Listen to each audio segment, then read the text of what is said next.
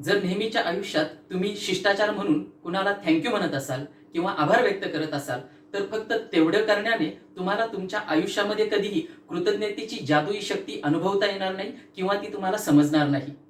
कृतज्ञता ही फक्त डोक्यातून विचारांच्या साहाय्याने व्यक्त करण्याची गोष्ट नाहीये, तर ती आपल्या हृदयातून भावनांच्या आधारे व्यक्त करण्याची गोष्ट आहे. जर आपण नेहमी तक्रार करत राहिलो तर आपल्या आयुष्यातील जी जीवन ऊर्जा आहे तर तिचा स्तर कमी कमी कमी होत जातो. आणि जर आपण कृतज्ञतेमध्ये जगत राहिलो तर आपल्या जीवन ऊर्जेचा स्तर हा वाढत जात असतो. म्हणून आपलं आयुष्य तक्रार करून आपली जीवन ऊर्जा कमी करण्यामध्ये घालवायचं, की आपलं आयुष्य ही कृतज्ञता व्यक्त करून जीवन ऊर्जा वाढवण्यामध्ये घालवायचं, हा ज्याचा त्याने घेण्याचा डिसिजन आहे. सो माझा सोपा आणि छोटासा प्रश्न तुमच्यासाठी, तुम्हाला तुमच्या आयुष्यामध्ये जीवन ऊर्जा वाढवायची आहे की कमी करायची आहे? लेट मी रिपीट दिस क्वेश्चन. तुम्हाला तुमच्या आयुष्यामध्ये जीवन ऊर्जा वाढवायची आहे की कमी करायची आहे?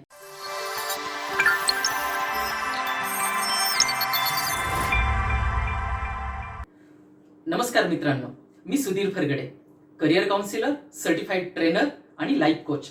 आणि हो, त्यासोबतच पुढील 7 दिवसांच्या प्रवासामध्ये मी तुमचा ग्रॅटिट्यूड कोच म्हणून सुद्धा तुमची सोबत करणार आहे. 7 दिवसांच्या या कृतज्ञतेच्या कार्यशाळेमध्ये तुमच्या सगळ्यांचं मनपूर्वक स्वागत.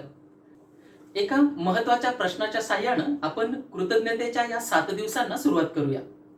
आणि तो महत्वाचा प्रश्न म्हणजे, कृतज्ञता म्हणजे काय? तुम्हाला असं वाटत असेल की आम्ही रोजच्या आयुष्यामध्ये कृतज्ञता व्यक्त करतो, मग आम्हाला कृतज्ञता म्हणजे काय हे समजून घेण्याची गरज काय आहे? पण मला वाटतं की आपण आधी या बेसिक आणि मूळ प्रश्नाचा अर्थ समजून घेऊया. कृतज्ञता म्हणजे आपण नेहमीच्या जीवनामध्ये आपल्याला मदत करणाऱ्या व्यक्ती, वस्तू आणि त्याचबरोबर आपल्या आजूबाजूला असलेले वेगवेगळे सजीव, मग त्याच्यामध्ये वनस्पती, प्राणी या सगळ्यांचा समावेश होऊ शकतो. आणि त्याचबरोबर आपल्या आयुष्यात घडणारे वेगवेगळे प्रसंग जे आपल्याला आयुष्यामध्ये ऊर्जा देतात, तर या सगळ्यांच्या प्रती सन्मान, प्रेम, जिव्हाळा व्यक्त करणं म्हणजे कृतज्ञता होय. म्हणून कृतज्ञता ही एक शक्ती आहे, कारण ती वेगवेगळ्या प्रकारच्या चांगल्या भावनांचं मिश्रण आहे. आणि कृतज्ञतेची ही शक्ती त्याच व्यक्तीला ताकद देते, जी व्यक्ती तिच्या नेहमीच्या आयुष्यामध्ये कृतज्ञतेला शक्ती देते. हे वाक्य मला परत एकदा रिपीट करू द्या. कृतज्ञता त्याच व्यक्तीला शक्ती देते, जी व्यक्ती रोजच्या आयुष्यात कृतज्ञतेला शक्ती देते. आपल्या आयुष्यात आपल्याला अनेक प्रश्न पडत असतात आणि या सगळ्या प्रश्नांचं उत्तर त्याच प्रश्नांमध्ये दडलेलं असतं. येस फ्रेंड्स, प्रश्न हेच उत्तर असतात. प्रश्न हेच उत्तर असतात. Questions are the answers. Questions are the answers. आपण बऱ्याचदा असा प्रश्न विचारतो, कृतज्ञतेच्या संदर्भातच मी बोलतोय. आपण असा प्रश्न विचारतो की मी माझ्या आयुष्यात ज्या लोकांनी सकारात्मक योगदान दिले त्यांच्याबद्दल कृतज्ञता व्यक्त करतो, परंतु ज्यांनी माझ्या आयुष्यात नकारात्मक योगदान दिलंय, ज्यांनी माझी जीवन ऊर्जा कमी केलेली आहे, मी त्यांच्याबद्दल कृतज्ञता व्यक्त करायची का? आणि मित्रांनो, जर तुम्ही ह्या प्रश्नामधलं शेवटचा जो शब्द आहे का, तो जर काढून टाकला तर तेच प्रश्न तुमच्या समोर उत्तर बनून उभं राहील. आणि याचं उत्तर आहे, यस, तुम्ही बरोबर गेस केलं, की ज्या लोकांनी आपल्या आयुष्यात नकारात्मकरित्या योगदान दिलेलं आहे, तर त्या लोकांच्या प्रती, वस्तूंच्या प्रती, प्रसंगांच्या प्रती आणि आपल्या अवतीभोवतीच्या जीवांच्या प्रती सुद्धा आपण कृतज्ञ राहण्याची गरज असते. आपल्या आयुष्यामध्ये वेगवेगळ्या प्रकारच्या गोष्टींचा समावेश असतो. आपण दैनंदिन आयुष्यामध्ये वेगवेगळ्या लोकांना भेटतो. आपण आपल्या नेहमीच्या आयुष्यामध्ये वेगवेगळ्या वस्तूंचा वापर करत असतो. आपण आपल्या नेहमीच्या आयुष्यामध्ये वेगवेगळ्या प्रकारच्या प्रसंगांना सामोरं जात असतो. आणि आपल्या नेहमीच्याच आयुष्यामध्ये आपण इतर अनेक जीवांसोबत किंवा सजीवांसोबत सहजीवन जगत असतो. मग त्याच्यामध्ये प्राणी, पक्षी, पशु या सगळ्यांचा समावेश होतो. जर आपण फक्त व्यक्तींच्या, वस्तूंच्या, प्रसंगांच्या किंवा सजीवांच्या अंगाने जर आपण कृतज्ञतेकडे बघितलं, तर पहिल्यांदा आपल्याला महत्वाची गोष्ट समजून घ्यावी लागेल. आणि ती म्हणजे या सगळ्या गोष्टी आपल्या आयुष्यामध्ये वेगवेगळ्या प्रकारे भावना आणि विचार निर्माण करत असतात. उदाहरणार्थ, एखादी व्यक्ती आपल्या आयुष्यामध्ये एखादी चांगली भावना, उदाहरणार्थ ती व्यक्ती जर समोर आली तर आपल्याला आनंद वाटतो, आपल्या चेहऱ्यावरती हसू येतं. किंवा एखादी वस्तू जर आपण बघितली, उदाहरणार्थ आपली आवडती कार जर आपण आपल्या समोर बघितली, तर कदाचित त्या कारमुळे आपल्याला लगेच चेहऱ्यावरती स्माइल येईल किंवा आपल्या शरीरामध्ये संपूर्ण एनर्जी येईल आणि त्या एनर्जीतून आपल्याला त्या कारचा वापर करण्यासाठीची जास्त ताकद भेटेल.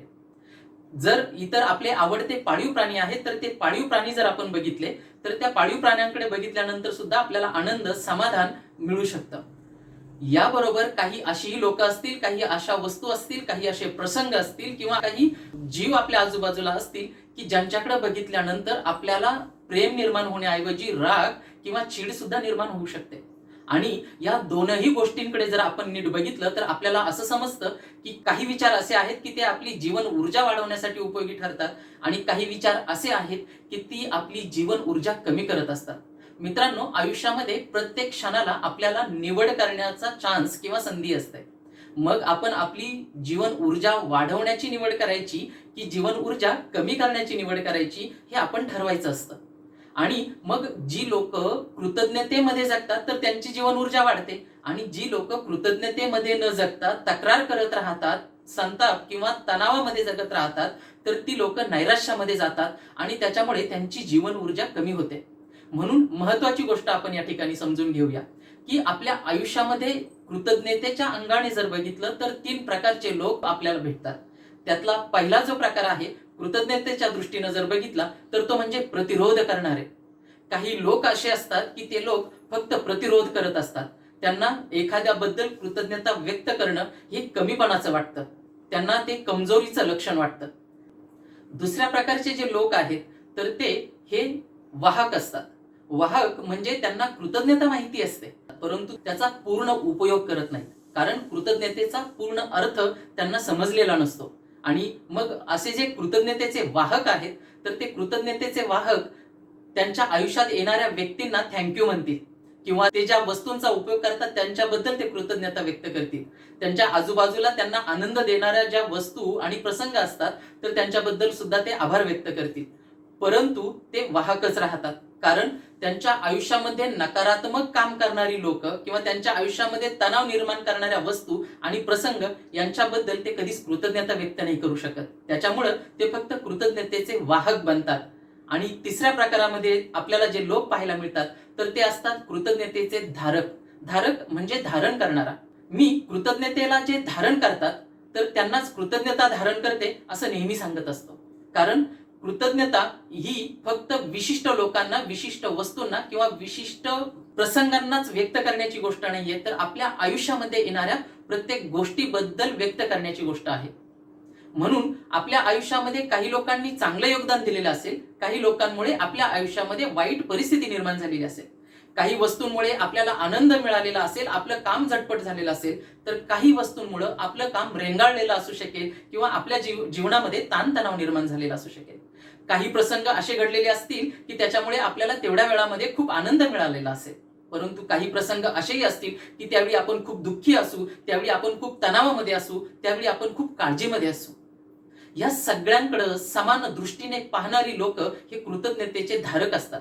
त्यांना आनंद देणारे आणि दुःख देणारे, त्यांना यश देणारे आणि अपयश देणारे सर्व प्रसंग, सर्व लोक, सर्व वस्तू, सर्व सजीव हे सारखेच असतात.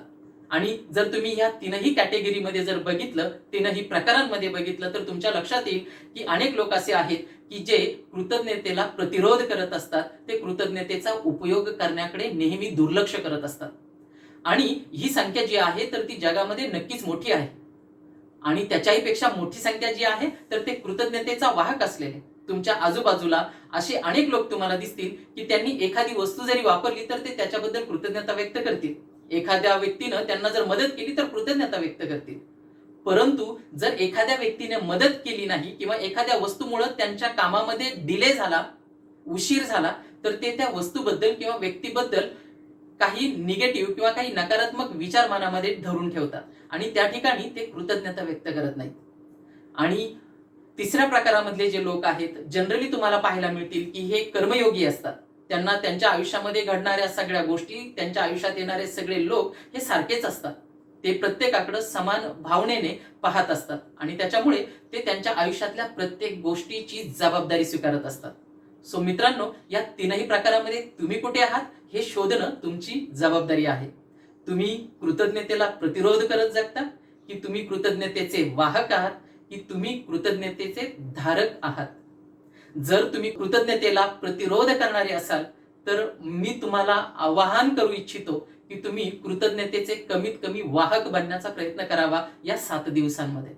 आणि जर तुम्ही कृतज्ञतेचे वाहक असाल म्हणजे चांगल्या गोष्टींसाठी तुम्ही कृतज्ञता व्यक्त करत असाल, परंतु घडणाऱ्या वाईट गोष्टींसाठी किंवा प्रसंगांसाठी तुम्ही कृतज्ञता व्यक्त करत नसाल, तर मला तुम्हाला आवाहन करायचं आहे की तुम्ही या 7 दिवसांमध्ये कृतज्ञतेच्या वाहकमधून कृतज्ञतेच्या धारकपर्यंत प्रवास करावा. कारण या तिसऱ्याच स्थितीमध्ये कृतज्ञतेची जादुई शक्ती आपल्याला अनुभवायला मिळते. आणि म्हणून तुम्हाला सगळ्यांना या तिसऱ्या फेजमध्ये घेऊन जाण्यासाठी मी खूप उत्सुक आहे आणि उत्साहित आहे. मित्रांनो, आपण निवड करायची आहे की आपल्याला समाधानी आणि आनंदी आणि यशस्वी आयुष्य जगायचं आहे, की काळजी न भरलेलं, तणावांनी भरलेलं, नैराश्याने भरलेलं आयुष्य जगायचं आहे. आणि म्हणून मला माहिती आहे की प्रत्येक जण निवड करतो चांगल्या आयुष्याची, आणि तुम्ही सुद्धा चांगल्याच आयुष्याची निवड करणार आहात. सो हा प्रवास तुमच्यासाठी खूप महत्वाचा आहे. पुढचा महत्वाचा प्रश्न जो तुमच्या मनामध्ये असेल, कृतज्ञता नक्की कशी व्यक्त करायची? सो कृतज्ञता व्यक्त करत असताना अनेक लोक एक छोटीशी चूक करत असतात, आणि ती छोटीशी चूक म्हणजे ते फक्त एक शिष्टाचार म्हणून कृतज्ञता व्यक्त करतात. म्हणजे कोणी जर वस्तू दिली तर आपलं लक्ष बाजूला असतं आणि आपण वस्तू घेत असताना त्या व्यक्तीला थँक्यू म्हणून जात असतो. त्यावेळी आपल्या चेहऱ्यावरती आनंद नसतो, आपल्या मनामध्ये कृतज्ञतेची भावना नसते, आनंदाची भावना नसते. आणि मनामध्ये आनंदाची भावना नसताना जे थँक्यू म्हटलं जातं किंवा जे आभारी आहे असं म्हटलं जातं, तर ते कधीच पूर्णपणे व्यक्त होत नाही. म्हणून आनंदाने आणि प्रेमाने, जिव्हाळ्याने जे शब्द मनाच्या खोल कप्प्यातून उच्चारले जातात, तर तेच शब्द कृतज्ञतेचे शब्द बनून जातात. म्हणून कृतज्ञता अनेकदा बोलूनच व्यक्त करायची असते असं नाही, तर ती चेहऱ्यावरून सुद्धा सहज आपल्या झळकत असते किंवा दिसत असते. कृतज्ञता व्यक्त करण्याचे 3 वेगवेगळे मार्ग आहेत. तुम्ही पहिला मार्ग वापरू शकता आणि तो कॉमन आहे, सगळे लोक त्याचा मोठ्या प्रमाणावर उपयोग करतात. आणि तो पहिला मार्ग म्हणजे जर तुम्हाला एखाद्या गोष्टीची, वस्तूची, व्यक्तीची, प्रसंगाची मदत झाली किंवा ती गोष्ट तुमच्या आयुष्यात आलेली आहे असं जर तुम्हाला जाणवलं, तर चेहऱ्यावरती स्माईल आणा आणि मनामध्ये आनंदाची भावना निर्माण करा आणि नंतर थँक्यू म्हणा. म्हणजे आपण बोलून आपली कृतज्ञता व्यक्त करू शकतो, पण ते बोलण्याबरोबर सगळ्यात महत्वाची गोष्ट आपल्या भावना त्या शब्दांना जोडणं गरजेचं आहे. दुसरी पद्धत आपण कृतज्ञता व्यक्त करण्यासाठी वापरू शकतो, ती म्हणजे आपण एक डायरी घेऊन किंवा एक वही घेऊन किंवा ज्याला बऱ्याचदा ग्रॅटिट्यूड जर्नल असं म्हटलं जातं, ते घेऊन आपण रोज संध्याकाळी झोपण्याच्या आधी किंवा रोज सकाळी उठल्यानंतर आपल्या आयुष्यात, आपल्या जीवनात ज्या गोष्टींनी आपल्या आयुष्यामध्ये योगदान दिलेलं आहे त्यांच्याबद्दल आपण भावना व्यक्त करू शकतो लिहून. आणि ते लिहिण्यासाठी आपण त्या ग्रॅटिट्यूड जर्नलचा किंवा डायरीचा उपयोग करू शकतो. आणि तिसरी पद्धत ग्रॅटिट्यूड व्यक्त करण्याची, तर ती म्हणजे तुम्ही ध्यानाच्या अवस्थेमध्ये म्हणजे मेडिटेशन स्टेटमध्ये सुद्धा एखाद्याच्या प्रती किंवा एखाद्या गोष्टीच्या प्रती तुमची जी ग्रॅटिट्यूडची भावना आहे किंवा कृतज्ञतेची भावना आहे, तर ती व्यक्त करू शकता. सो कृतज्ञतेची भावना व्यक्त करण्यासाठी या तीनही गोष्टी तुम्हाला नेहमीच्या आयुष्यामध्ये उपयुक्त ठरू शकतात. म्हणून कृतज्ञता कधी कधी समोर व्यक्त करता नाही आली तर काहीच हरकत नाही. तुम्ही कमीत कमी रात्री ती लिहिणं गरजेचं आहे. आणि जर ती लिहिताही नाही आली तर तुम्ही मेडिटेशनच्या अवस्थेमध्ये तो कृतज्ञतेचा भाव त्या व्यक्तीपर्यंत मानसिक पातळीवरून पोहोचवण्याची गरज आहे. या 3 पद्धतीने तुम्ही कृतज्ञता नेहमीच्या आयुष्यामध्ये सरावात आणू शकता. आणि आता शेवटचा आणि महत्वाचा प्रश्न, हा कोर्स कृतज्ञता आपल्या आयुष्यात आणण्यासाठी कशा पद्धतीने पुढे जाणार आहे? तर या कोर्समधून मी काही गोष्टी अशा पद्धतीने तयार केलेल्या आहेत की पुढील 7 दिवस तुम्ही कृतज्ञतेचा परिपूर्ण सराव करू शकता. हा कोर्स फ्री आहे परंतु व्हॅल्युएबल आहे. लेट मी रिपीट दिस, हा कोर्स फ्री आहे परंतु व्हॅल्युएबल आहे. आणि म्हणून या कोर्समध्ये त्या प्रत्येक गोष्टीचा समावेश आहे की ज्याच्यामुळे तुमच्या कृतज्ञतेच्या आयुष्याला प्रचंड असं मानसिक बळ मिळू शकतं. यात पहिली गोष्ट मी तुम्हाला देणार आहे की जी तुम्ही डाउनलोड करू शकता डे 1 ला. आणि त्यामध्ये तुम्हाला कृतज्ञतेचं वर्क बुक दिलेलं आहे. तुम्ही ही PDF फाईल डाउनलोड करू शकता, त्याची प्रिंट काढू शकता आणि हव्या तितक्या वेळा त्याचा वापर तुमची रोजची कृतज्ञता लिहिण्यासाठी करू शकता. बट येस फ्रेंड्स, तुम्ही तुमची कृतज्ञता लिहिण्यासाठी या कृतज्ञतेच्या वर्कबुक सोबत तुमची डायरी किंवा वही यांचाही उपयोग करू शकता. दुसरी गोष्ट, तुम्हाला मानसिक पातळीवरती कृतज्ञतेचा सराव करता यावा यासाठी एक पॉवरफुल मेडिटेशनचा ट्रॅक सुद्धा दिलेला आहे. आणि तिसरी आणि सगळ्यात महत्त्वाची गोष्ट, मी रोज तुम्हाला एक नवीन व्हिडिओ देणार आहे आणि या नवीन व्हिडिओमधून वेगवेगळ्या ऍक्टिव्हिटी आणि त्या ऍक्टिव्हिटी करण्याचे उपयोग किंवा फायदे काय आहेत हेच सांगणार आहे.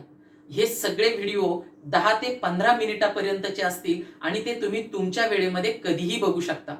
तुम्हाला पहिल्याच दिवशी सर्व 7 दिवसांचे व्हिडिओ पाहता येणार नाहीत. तुम्हाला दररोज एक व्हिडिओ तुमच्या लॉग इन मध्ये ऑटोमॅटिकली आलेला दिसेल आणि तुम्ही रोज तो व्हिडिओ बघून त्याच्यानुसार सराव करणं अपेक्षित असणार आहे.